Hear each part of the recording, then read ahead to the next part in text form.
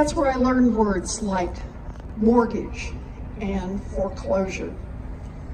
And I still remember the day when I walked into my folks' bedroom and laid out on the bed was the dress. Now, some of you may know the dress. It's the one that only comes out for weddings, funerals, and graduations. And there's my mama in her slip and her stockings, and she's pacing back and forth, and she's saying, "We will not lose this house. We will not lose this house. We will not lose this house." She was 50 years old. She had never worked outside the home, and she was terrified. And I'm just standing there in the door. I'm just a kid. And finally she looks at me, and she looks at that dress, and she looks at me, and she looks at that dress, and she wipes her face, pulls that dress on, puts on her high heels, and she walked to the Sears Roebuck, and she got a full-time minimum wage job answering phones. That minimum wage job saved our house, and it saved our family.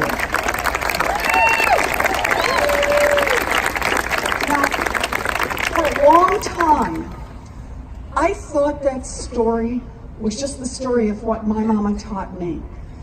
And that is, no matter how scared you are, no matter how hard it looks, when it comes down to it, you do what needs to be done to take care of the people you love.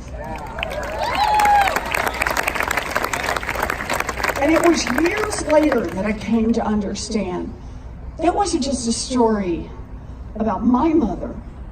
It's a story about millions of people all across this country. People who, no matter how scared they are, no matter how hard it is, they reach down deep, they find what they have to find, and they take care of the people they love.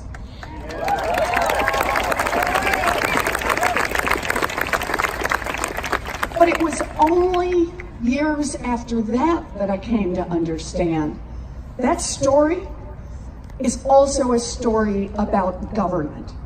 Because when I was a girl, a full-time minimum wage job in America would support a family of 3.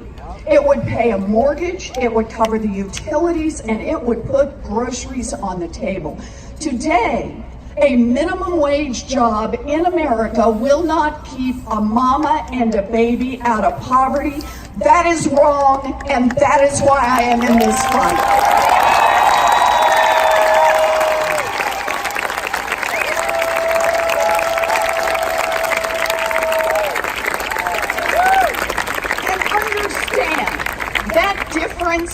Is not an accident. That difference is not something that just happened because of gravity. That difference is about who government works for.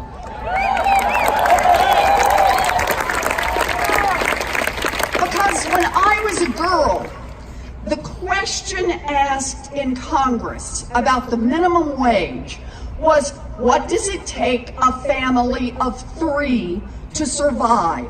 What does it take a family of 3 to get a toehold in America's middle class, a chance to build some real security? Today, the question asked in Washington when they set the minimum wage is, what will maximize the profits of a bunch of giant multinational corporations? Well, I don't want a government that works for giant multinational corporations. I